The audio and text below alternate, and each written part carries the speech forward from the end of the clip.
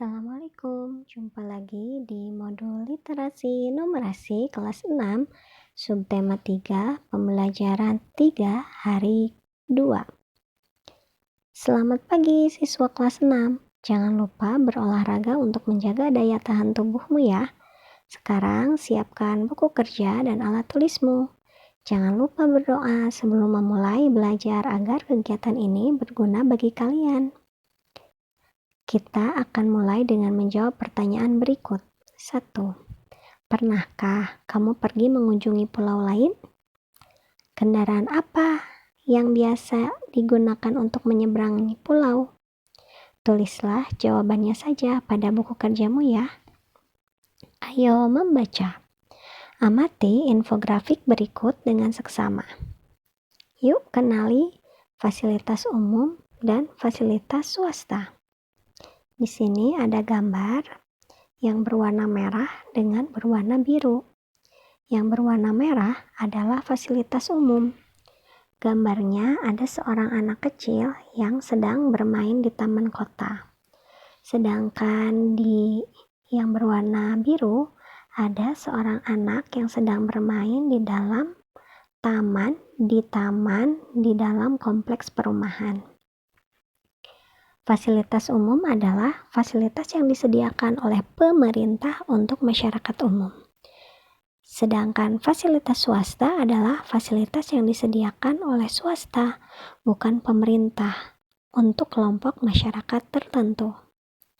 Fasilitas umum boleh digunakan oleh masyarakat luas tanpa dipungut biaya. Fasilitas swasta biasanya hanya boleh digunakan untuk kelompok tertentu atau penggunaannya dikenai biaya. Dana pembuatan fasilitas umum didapatkan dari dana masyarakat atau pajak.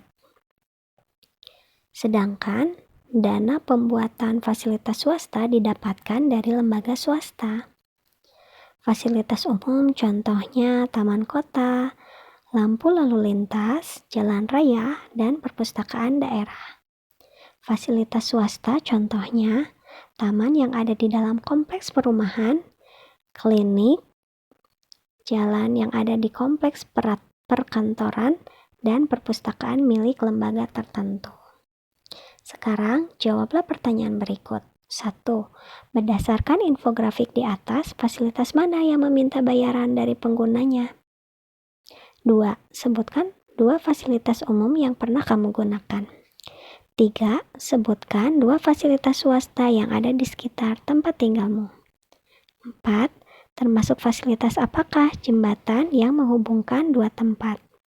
5. Termasuk fasilitas apakah kamar mandi di sebuah pusat pertokoan? 6.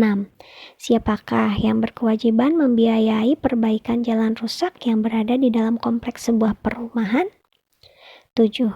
Desa Pringapus membeli meja badminton dari dana iuran warga. Artinya, meja tersebut bukan merupakan milik swasta maupun pemerintah.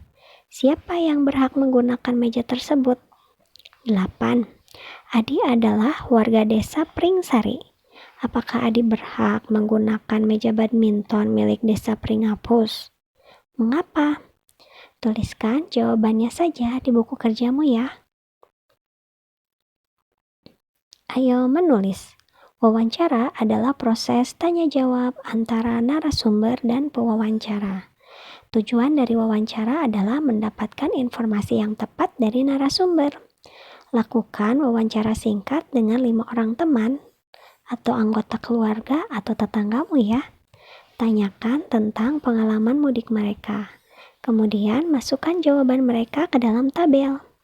Nah, di sini sudah disediakan tabel, ada nomor, ada nama orang, ada tujuan mudik, ada kendaraan yang dipakai. Jadi, kalian bisa mewawancarai para narasumber kalian dengan ditanyakan siapa namanya, lalu mudiknya biasanya kemana, dan pakai kendaraan apa saat mudik. Tuliskan di buku kerjamu ya. Ayo berlatih. Kalimat langsung adalah kalimat yang diucapkan secara langsung kepada orang yang dituju. Kalimat langsung terdiri atas kalimat kutipan dan kalimat pengiring. Jadi ada dua ya, ada kalimat kutipannya. Tentu saja kalimat kutipan ini pasti dalam sebuah tanda kutip atau kita sering sebut dengan tanda petik. Lalu ada kalimat pengiring. Contohnya, kalian bisa lihat di sini ada yang berwarna hijau dan juga ada yang berwarna orange. Yang berwarna hijau adalah kalimat kutipan diawali dengan tanda kutip. Kenapa? Koma, nak, tanda tanya lalu diberikan tanda kutip. Tanya papa termasuk kalimat pengiring. Perhatikan informasi berikut. Kalimat langsung dimulai dengan tanda petik buka dan diakhiri tanda petik tutup. Tanda petik buka, lalu ada huruf kapital, apakah tahun depan kamu akan mudik naik bus lagi? Tanda tanya, lalu petik tutup. Tanya kakek. Nah, di sini ada dua kalimat. Ada kalimat kutipan diawali dari tanda petik buka dan tanda petik tutup. Lalu ada kalimat pengiring yaitu kalimat tanya kakek. Nah, pada saat kalimat pengiring inilah diberikan tanda titik di akhir kalimat. Kalimat diawali dengan huruf kapital. Ingat ya, setelah tanda petik buka, kalian memulainya dengan huruf kapital. Seperti contoh di bawah ini. Tanda petik buka, mungkin mereka segan, koma, tanda petik tutup, ucap papa. Nah, di sini kalimat kutipan yang merupakan kalimat pernyataan diakhiri dengan tanda koma. Jadi, biasakan ya setelah kalimat kutipan, kalian tuliskan tanda koma, lalu petik tutup. Untuk huruf pertama pada kalimat pengiring setelah tanda kutip tutup adalah huruf kecil. Nah, sekarang silakan kalian berlatih.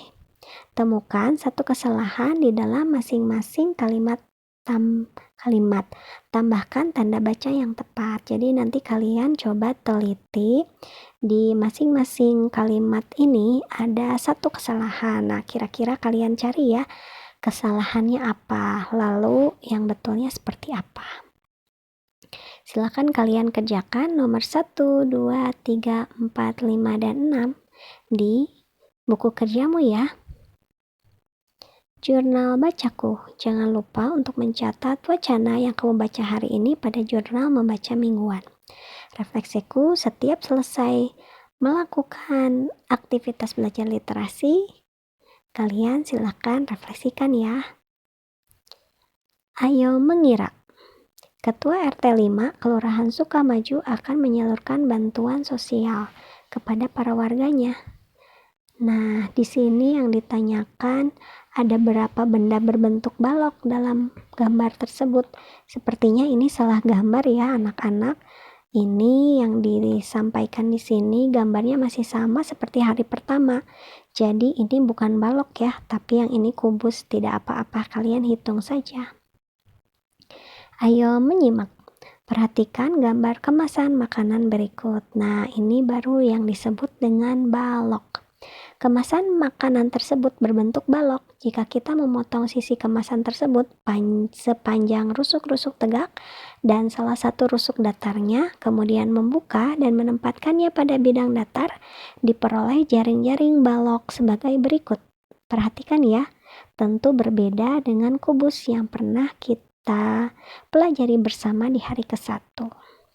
Perhatikan bahwa balok tersebut terdiri dari 3 pasang persegi panjang. Misalnya, ukuran panjang dan lebar tiap pasangan persegi panjang tersebut adalah P dan L cm, P dan T cm, serta L dan T cm. Maka, luas masing-masing persegi panjang tersebut adalah P kali L cm persegi, P kali T cm persegi, dan L kali T cm persegi. Nah, lihat ya, kalian bisa lihat ternyata ukurannya ada yang berpasangan bukan? Masing-masing berpasangan malah.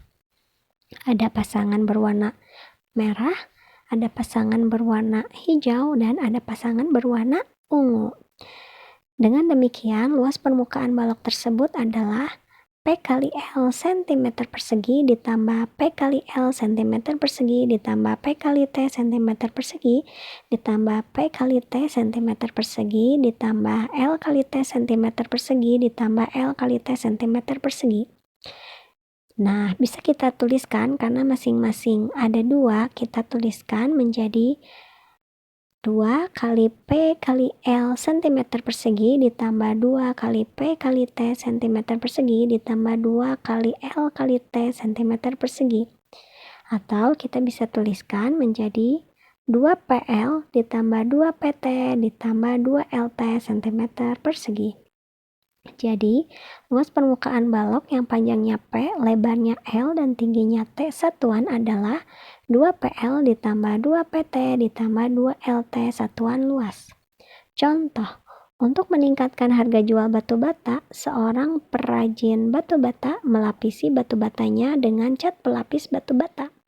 Sebuah batu bata yang diproduksi berukuran panjang 15 cm, lebar 10 cm, dan tebal 4 cm.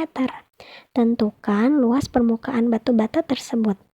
Jawabnya, luas permukaan batu bata tersebut adalah 2 kali 15 kali 10 cm ditambah 2 kali 15 cm kali 4 cm ditambah 2 kali 10 cm dikali 4 cm. Hasilnya 300 cm persegi ditambah 120 cm persegi ditambah 80 cm persegi. Hasilnya 500 cm persegi. Ayo mengukur. Ayo bersih-bersih rumah dan lingkungan sekitar. Jawablah pertanyaan dan lakukan aktivitas berikut di buku tulis atau buku kerjamu. 1. Temukan kardus atau kotak bekas yang berbentuk balok.